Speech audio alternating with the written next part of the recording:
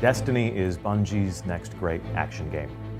Very much a first-person shooter, but it's a game where you'll cover a lot of ground.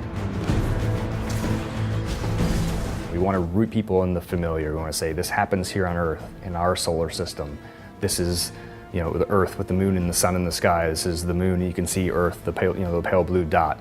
And then we want to throw a bunch of crazy stuff at them. Everything feels really tight and responsive, but then there's things that they might not be used to yet, like the vertical movement modes, like double tapping the X button is going to give you, your class has a unique ability, whether it's lift for the Titan, double jump for the Hunter, or glide for the Warlock.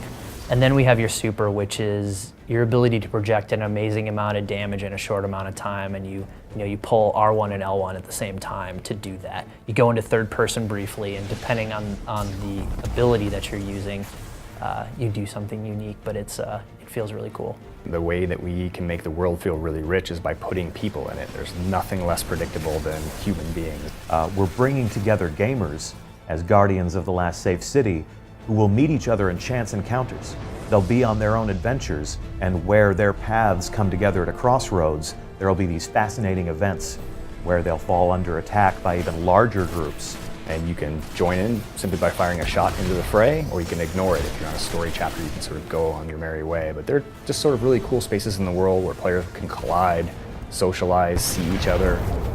When I'm upgrading my character, I'm not just browsing a series of menus and pushing buttons.